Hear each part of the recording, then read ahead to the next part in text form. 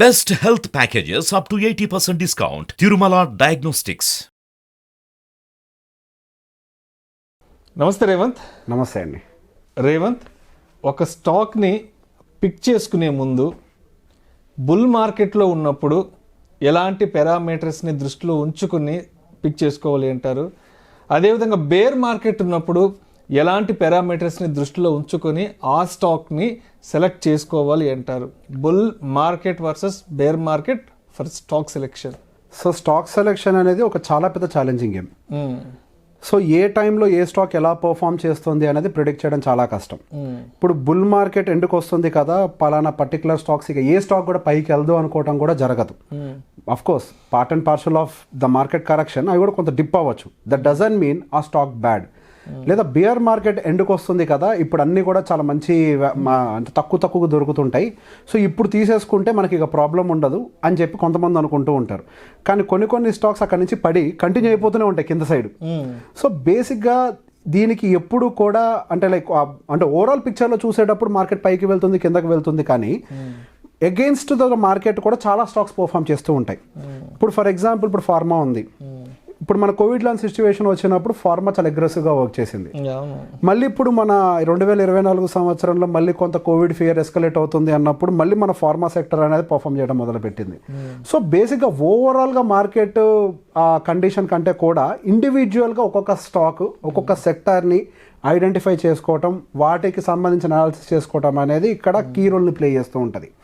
So బేసిక్గా bull మార్కెట్లో ఉన్నప్పుడు చాలామంది ఏం చేస్తారు అని అంటే ఎటువంటి రీసెర్చ్ చేయకుండా, ఎటువంటి ఫండమెంటల్ అనాలిసిస్ చేయకుండా, వాటి గ్రోత్ ప్రాస్పెక్ట్స్ అనేవి ఎలా ఉన్నాయి అనేది కూడా కన్సిడర్ చేయకుండా, వాళ్ళు ఒక ఫియర్ ఆఫ్ మిస్సింగ్ ఆపర్చునిటీ తోటి నేను ఏదో మిస్ అయిపోతున్నా, అందరూ సంపాదించేస్తున్నారు, మార్కెట్ పోతూనే ఉంది, ఇప్పటిదాకా దాదాపుగా 2020 సంవత్సరం నుంచి 2024 సంవత్సరం వరకు సుమారుగా 80% రిటర్న్ ఇచ్చింది, 12,500 to 22,000కి వెళ్ళింది, సో నేను ఏదో మిస్ అయిపోతున్నా అని చెప్పి అందరూ ఎప్పుడు ఇన్వెస్ట్ చేస్తారంటే పెరుగుతున్న టైంలో ఇన్వెస్ట్ చేస్తారు.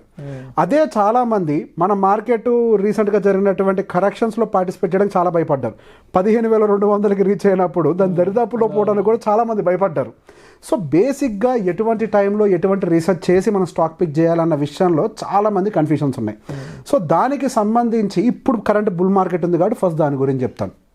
మార్కెట్ చాలా యూఫోరిక్ కండిషన్లో ఉంది, చాలా అంటే ఆల్మోస్ట్ ఆల్ హైస్ని బీట్ చేసుకుంటూ వెళ్ళిపోతుంది, ప్రతిరోజు ఒక హైని బీట్ చేస్తుంది.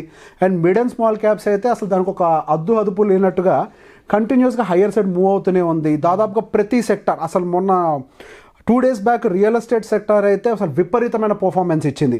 ఎప్పుడు మనకి ఈ వడ్డీ రేట్లకు సంబంధించి రిలాక్సేషన్, బ్యాంక్స్ కన్నిటికి రిలాక్సేషన్ వస్తుంది అన్న దగ్గర నుంచి ఈ రియల్ ఎస్టేట్ సెక్టర్ ఇంకా దూకుని పెంచింది.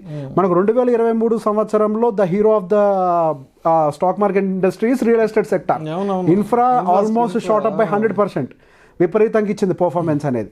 సో బేసిక్గా ఈ బుల్ మార్కెట్ కండిషన్లో మనం ఐడెంటిఫై చేయాల్సింది ఏంటి అని అంటే, ఫస్ట్ 2 పారామీటర్స్ని మనం పక్కగా పెట్టుకోవాలి. ఒకటి వచ్చేసరికి సెక్టార్ వైజ్డ్. ఫస్ట్ ఏ సెక్టార్ బాగుంటుంది, ఏ సెక్టార్కి గ్రోత్ ప్రాస్పెక్ట్ ఉంది అనే విషయాన్ని మనం ఐడెంటిఫై చేయాలి. ఇప్పుడు నేను చెప్పేది ఎగ్జాక్ట్గా రికమెండేషన్ కాదు, ఉదాహరణ కోసం చెప్తాను. Just for the knowledge purpose only, it's not for the recommendation. Not for the recommendation. ఉదాహరణకి ఇప్పుడు రీసెంట్గా మనకి అంటే నాట్ జస్ట్ రీసెంట్లీ మనకి గత ఈ సంవత్సరం మొత్తం కూడా మనకి ఇన్ఫ్రా అనేది బాగా ర్యాలీ అయింది. సో పర్టికులర్గా గోయింగ్ ఫర్దర్ కూడా ఇంకా ఇన్ఫ్రా ర్యాలీ అవుతుంది అంటానికి చాలా వరకు మనకి పాజిటివ్ ఎక్స్పెక్టేషన్స్ ఉన్నాయి. దానికి గల ప్రధాన కారణం ఏంటి? ఫండమెంటల్గా సెక్టార్ వైజ్గా కనుక మనం పిక్ చేసుకున్నట్లయితే మనకి గోయింగ్ ఫర్దర్ డ్రైవ్ చేయబోతున్నటువంటి న్యూస్ ఏంటి అని అంటే వడ్డీ రేట్ల తగ్గింపు. మొన్నటి వరకు వడ్డీ రేట్ల పెంపు, ఇప్పుడు వడ్డీ రేట్ల తగ్గింపు.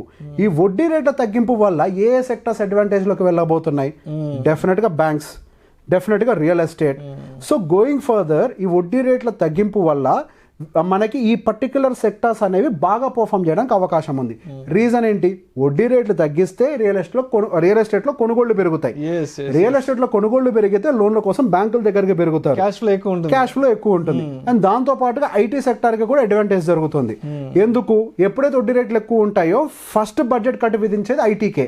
వడ్డీ రేట్లు తగ్గించడం మొదలు పెడితే మళ్ళీ బడ్జెట్ అలొకేషన్ పెంచేది ఐటీ సెక్టార్కే. సో బేసిక్గా ఏదైతే మేజర్ న్యూస్ మార్కెట్ని డ్రైవ్ చేస్తుందో వాటి వల్ల ఏ సెక్టర్స్ అడ్వాంటేజ్ తీసుకోబోతున్నాయి సో ఆ సెక్టార్స్ని ఫస్ట్ ఐడెంటిఫై చేసి రాసుకోండి.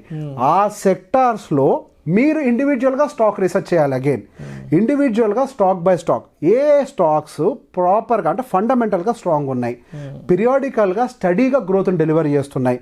ఏదో ఒక్క సంవత్సరంలో అద్భుతంగా డెలివరీ చేసినంత మాత్రం అది మంచి స్టాక్ అయి ఉండకపోవచ్చు. పీరియాడికల్గా హిస్టారికల్గా కన్సిస్టెంట్గా డెలివర్ చేస్తున్నాయి.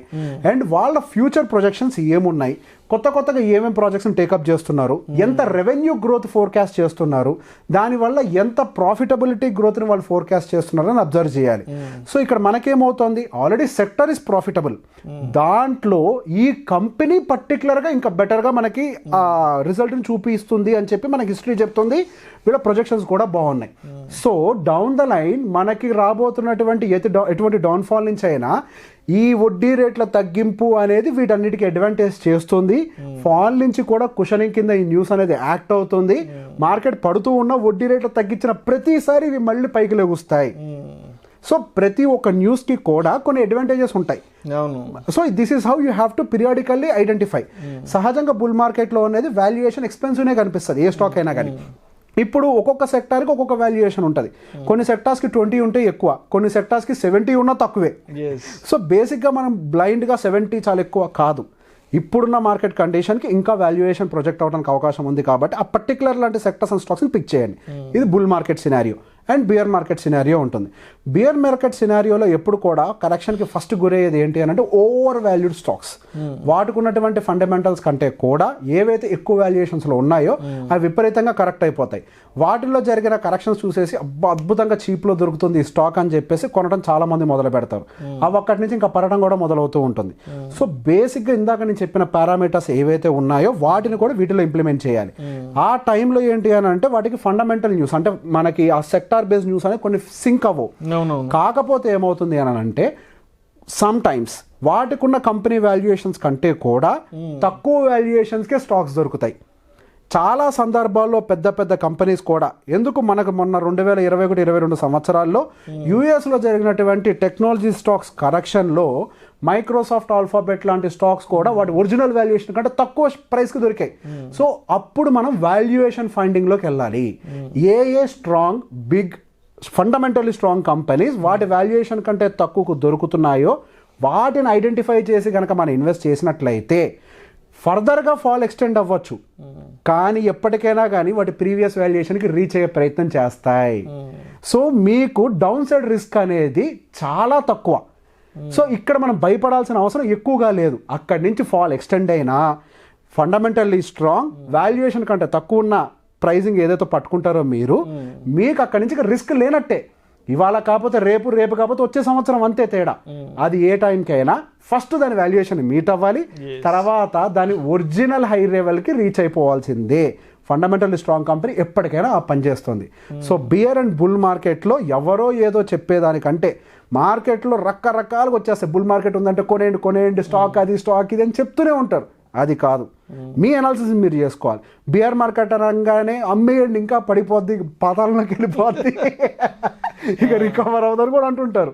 అది కూడా కరెక్ట్ కాదు. ఫండమెంటల్గా స్ట్రాంగ్ ఉండే కంపెనీ ఎప్పటికైనా నిలదొక్కుంటుంది. వాటి వాల్యుయేషన్స్ బాగున్నాయి, డెప్స్ తక్కువ ఉన్నాయి, వాళ్ళకి ప్రాపర్టీ అసెట్స్ ఉన్నాయి. సో ఎటువంటి కండిషన్లో కూడా వాళ్ళు సస్టైన్ అవుతారు, మంచి మేనేజ్మెంట్ ఉంది ఆ కంపెనీకి. సో మీరు ఒక బిజినెస్ లాగా చూడండి దాన్ని. మేనేజ్మెంట్ బాగుంది, ఆ బిజినెస్ వాళ్ళు బాగా చేయగలుగుతారు. మార్కెట్ బాగోక పడ్డది కానీ అది బిజినెస్ తప్పు కాదు అని ఐడెంటిఫై చేసి పెట్టండి. మంచి వెల్త్ని క్రియేట్ చేస్తాయి అవి. దీనికి సంబంధించి ఎప్పుడు మనకి బెస్ట్ ఇన్వెస్టర్స్ చెప్పే ఒకే మాట, మీరు ఇన్వెస్ట్ చేసేటప్పుడు పేరు చూసి స్టాక్ను కొనకండి, బిజినెస్ చూసి బిజినెస్లో ఇన్వెస్ట్ చేయండి. మీరు ఎప్పుడైతే దాని ఒక బిజినెస్ లాగా చూసి ఇన్వెస్ట్ చేస్తారో ఇవన్నీ కన్సిడర్ చేస్తారు. మీరు జస్ట్ ర్యాండమ్గా గ్యాంబ్లింగ్ లాగా నేను పెడతా 10-20 అవుద్ది అని అనుకుంటే మీ స్టాక్ పేరు మాత్రమే చూస్తారు. Thank you so much Revanth. ఎలాంటి పారామీటర్స్ని పరిగణలోకి తీసుకొని బుల్ ఆర్ బేర్ మార్కెట్ ఉన్నప్పుడు ఒక స్టాక్ని సెలెక్ట్ చేసుకోవాలనే అంశం గురించి చాలా చక్కగా, చాలా డీటెయిల్గా మంచి ఎగ్జాంపుల్స్తో మీ విశ్లేషణ ప్రేక్షకులకు తెలియజేశారు. Thank you so much sir. Thank you అండి.